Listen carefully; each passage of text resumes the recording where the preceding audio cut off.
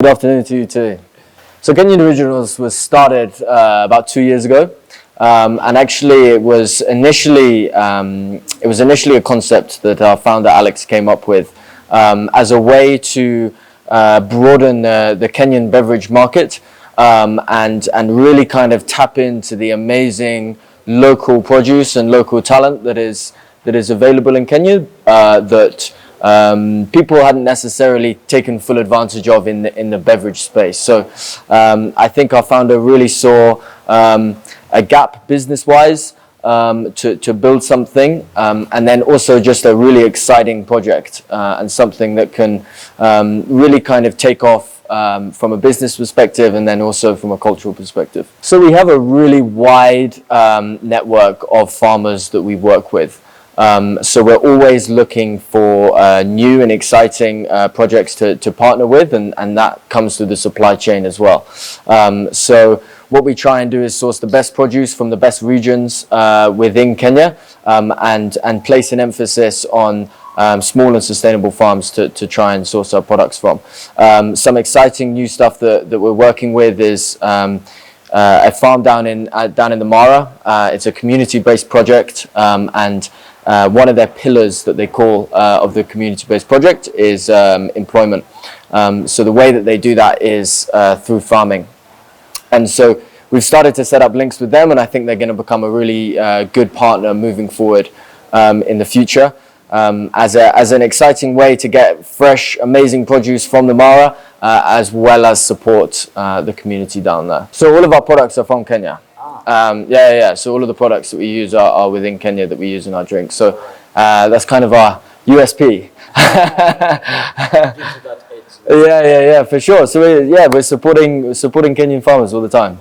Yeah, so a key thing about being a new brand, and especially for a beverage brand, is to drive trial. So 80% of our marketing budget goes into focusing on getting our product at people's lips. So we do a lot of work within the market, whether that be supermarkets, whether that be bars and clubs, even wines and spirits, getting people out on the street, getting them in KO uniform, getting a bit of a funky setup going, and just being able to talk to people about the product. You see such a huge difference in your sales and your business growth when you spend the time in the market talking to people, just letting them know, hey, this is the product, this is what we do, this is the process, these are the flavors, because if you don't do that, people are going to go for the drinks that they know and they love. So you need to kind of like get in people's faces to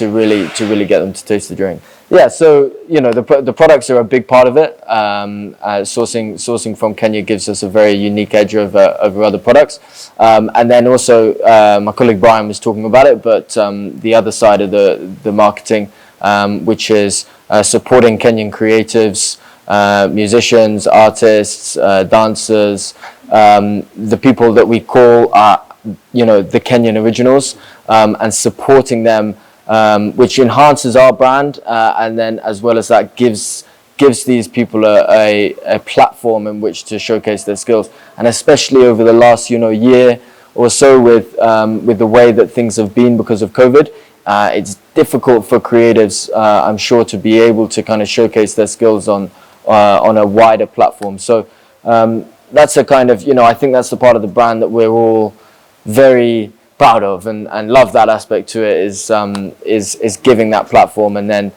being able to utilize the talents for our benefit as well. Yeah, of course. So I mean, price is a big part of marketing. So with our ciders, it's depends on outlet to outlet. It's around 250, and the reason why it's just a slightly more expensive than other ciders and beverages in the market is because we use these fresh produce. So we're not doing it to massively increase our profit margins. We're doing it because the cost of doing that craft process is slightly more. So, but on the flip side, the value that you get from that is huge. So that's why we always sell the value, because the value of these products is better than some other alternatives in the market. then for iced teas and tonics, it's around 150 to 170. Yeah. So the original recipes for the drinks, I think, was a bit of a trial and error, but it was inspired by some local brews that are around Kenya, and then they just over a period of time tried out different combinations. So that's how we came to the flavors that we do currently. But the cool thing is that we're constantly experimenting. So even last week we had a whole load of, I won't reveal what they were because I don't know whether that's what they want me to do. But we had like 3 or 4 crazy different flavors that we tried out, and they were amazing. So we're always kind of constantly looking for new avenues to explore flavor-wise, and then try that out in the market. And maybe some people hate it, but some people hopefully will love it. So growth, I think, is it in one word. We're constantly looking to expand. Actually, during this last lockdown period, we felt the need to get out of Nairobi, and so we started expanding into Eldoret, Kisii, Nakuru, Naivasha, and it really sold there. So that was amazingly positive for us to get out of Nairobi and see that it is moving. So continue to expand westward in the short future. And then as we continue, go to the coast. Right. I think it's gonna fly at the coast. A cold KO on the beach. I mean, sounds amazing.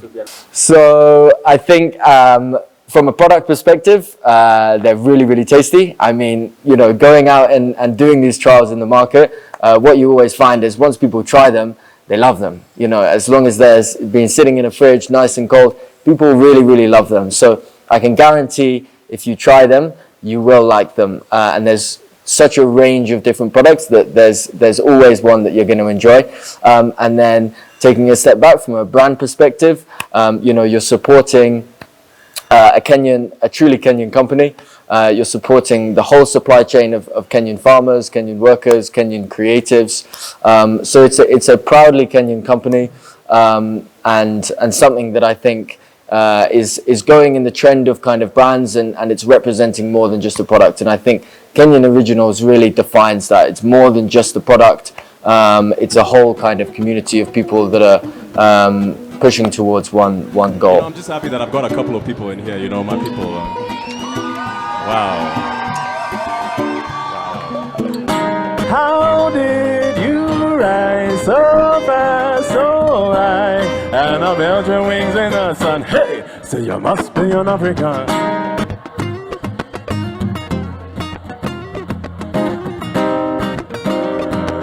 My life looking greater than it's ever been.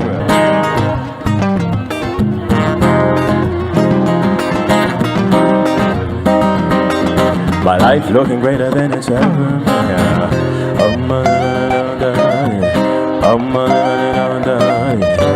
They say you must be Africa's son.